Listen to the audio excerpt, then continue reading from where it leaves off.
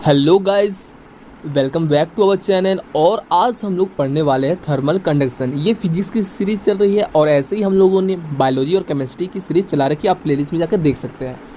तो आज हम लोग पढ़ने वाले हैं थर्मल कंडक्शन और इसके साथ ही थर्मल एक्सपेंशन और उसके बाद कन्वेक्शन।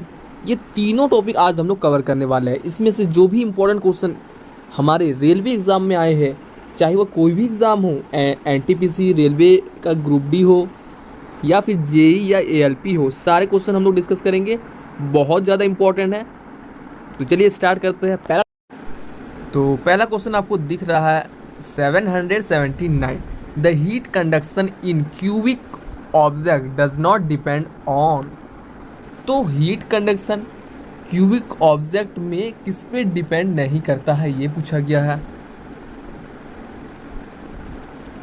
तो आपको बता दे कि जो rate of heat transfer by conduction depend किस पे करता है, टेम्परेचर डिफरेंस पे करता है, साइज ऑफ एरिया पे करता है, थर्मल प्रॉपर्टीज में करता है। लेकिन कंडक्शन डिपेंड किस पे नहीं करता है, फ्रिक्शन में नहीं करता है। तो यहाँ पर ऑप्शन नंबर सी में आपको फ्रिक्शन दिख रहा है, तो ये आप इसको राइट आंसर लगा सकते हैं। नेक्स्ट क्वेश्चन आपका है why water particle at 0 degree centigrade have more energy than ice particle at the same temperature. तो यहाँ पर पूछा जा रहा है कि वाटर का जो पार्टिकल रहता है 0 डिग्री सेंटीग्रेड में ज़्यादा एनर्जी रहता है किसके कंपैरिजन में, आइस का पार्टिकल सेम टेम्परेचर में क्यों रहता है, ये पूछ रहा है। तो यहाँ पर आप लोग ऑप्शन देख रहे हैं during the process of conversion of ice from ice to liquid water absorb energy in it. तो ये आपका पहला ऑप्शन है। सेकेंड आपका because during the process of conversion ice to water vapour water absorb energy in it. तो water पहला में भी आपको क्या बोला, वाटर एब्जॉर्ब एनर्जी बोला है। तो वाटर एब्जॉर्ब कैसे एनर्जी करेगा, वो तो पहले से ही वाटर में है। एनर्जी एब्जॉर्ब कौन करेगा, आइस का पार्टिकल करेगा। ये आपको ध्यान देना है। तो दोनों ऑप्शन में आपको देख रहे हैं वाटर एब्जॉर्ब किया हुआ है, तो ये दोनों ऑप्शन आप यहाँ से इसको एलिमिनेट कर दीजिए। थर्ड में से देखिए आप लोग, because during the process of conversion ice to liquid water radiate energy.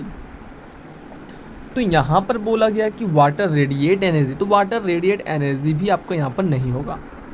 Next आपका है because during the process of conversion from ice to liquid ice particle absorb heat energy in it. तो ये point आपका सही है, ice का particle absorb heat करता है। तो ऑप्शन नंबर डी यहाँ पर राइट आंसर हो जाएगा। बहुत इंपॉर्टेंट है, इस टाइप के क्वेश्चन आपके एग्जाम में जरूर आएंगे। तो यहाँ पर नेक्स्ट क्वेश्चन है woollen clothes keep the body warm in winter because. तो जो भी वुलन क्लॉथ हम लोग पहनते हैं विंटर में, हम लोग का बॉडी को वार्म रखता है, मीन्स हीट को वो पैक करके रखता है। क्यों रखता है, ये ऑप्शन में आपको बताना है। तो पहला आपका क्या हो जाएगा, जो भी वुलन क्लॉथ है जो बॉडी को वार्म रखता है, क्यों रखता है, क्योंकि बैड कंडक्टर ऑफ हीट है। इस कारण से क्या होता है, जो बॉडी का हीट है उसको बाहर आने से रोकता है। अगर गुड कंडक्टर होगा तो बॉडी का हीट को ट्रांसफ़र कर देगा बाहर, और बाहर का ठंडा को अंदर घुसा देगा। तो बैड कंडक्टर है तो बॉडी का हीट बॉडी में ही रहता है। नेक्स्ट रीज़न आपका है wool is fill with air in the cloth which is bad conductor of heat. तो वूल में अगेन एयर रहता है जो कि बैड कंडक्टर ऑफ हीट रहता है, तो उसके कारण से भी हीट का लॉस नहीं होता है। तो यहाँ पर ऑप्शन नंबर देखते हैं, wool is a bad conductor of heat. पहला ही ऑप्शन यहाँ पर आपका सही हो जाएगा।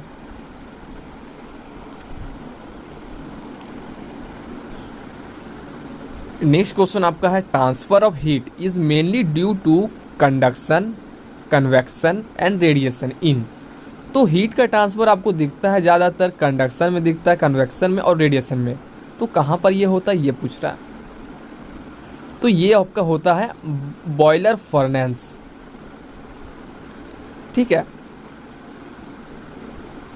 तो हीट जो ट्रांसफ़र होता है बॉयलर फर्नेस में वो 3 तरह से होता है।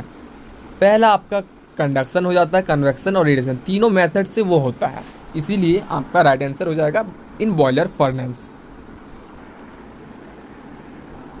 नेक्स्ट क्वेश्चन आपको यहाँ पर दिख रहा है, amount of radiation mainly depend upon. तो रेडिएशन का जो अमाउंट रहता है वो मेनली किस पे डिपेंड करता है? तो वो आपका डिपेंड करता है nature of the body, temperature of the body और type of surface of the body. Means आपका राइट आंसर यहाँ पर क्या हो जाएगा? All of the above. Next topic है हमारा थर्मल एक्सपेंशन। ये भी बहुत इंपॉर्टेंट टॉपिक है। तो इसमें आपको पहला क्वेश्चन दिख रहा है, इसमें आपको बताना है, एसेसन दिया हुआ है और रीज़न दिया हुआ है। तो आपको बताना है कि एसेसन सही है, रीज़न सही है, या एसेसन के मुताबिक रीज़न दिया हुआ है। ऐसा क्वेश्चन आप लोग पहले कर चुके हैं। तो यहाँ पर क्या लिखा हुआ है? लेफ्ट ए स्मॉल गैप बिटवीन ट्रैक। जो भी रेलवे ट्रैक में स्मॉल गैप रखा जाता है, तो ये बात सही है, लेकिन इसका रीज़न यहाँ पर क्या दिया गया? Iron spread in summer. तो ये पर रीज़न है। अब हम लोग को बताना है कि ये आपका सही है या नहीं। तो यहाँ पर आपको बता दे कि आपका जो गैप दिया रहता है रेल्स में, रेलिंग में आपको ट्रैक में दिया रहता है, वो आपका सही बात है। तो आपका एसेसन आपका सही हो जाएगा। और सेकंड आपका क्या है? Iron spread in summer. तो ये भी आपका सही है, और रीज़न जो एक्सप्लेनेशन दिया हुआ है वो भी आपका सही है। तो दोनों सही हो जाएगा। तो ऑप्शन यहाँ पर सी आपका राइट आंसर हो जाएगा। तो जो भी आयरन का ट्रैक बना रहता है उसमें गैप रहता है, वो समर में क्या करते हैं? एक्सपैंड होते हैं और कॉन्ट्रैक्ट होते हैं विंटर सीजन में। अगर हम लोग गैप नहीं देंगे तो वो बेंड कर जाएगा, इसीलिए हम लोग उसको गैप प्रोवाइड करते हैं। हमारा नेक्स्ट टॉपिक है वैक्सन। तो यहाँ पर आपसे पूछा गया है, which of the following method transmit the molecule of fluid transmit the heat from one place to another. तो कौन सा मेथड से है? तो आप लोग को यहाँ पर पता चल चुका होगा, ये कन्वेक्शन मेथड से होता है। ऑप्शन नंबर आपका ए यहाँ पर राइट आंसर हो जाएगा। अब यहाँ पर नेक्स्ट क्वेश्चन है, the main reason for heat transfer between fluid और गैस। गैस और फ्लूइड के बीच में जो हीट ट्रांसफर होता है, मेन रीजन क्या रहता है? तो आपका रहता है कन्वेक्शन। तो ये क्वेश्चन आपका बहुत इंपॉर्टेंट है। 2 ही क्वेश्चन इसमें दिया गया है और 2 ही बहुत ज़्यादा इंपॉर्टेंट है।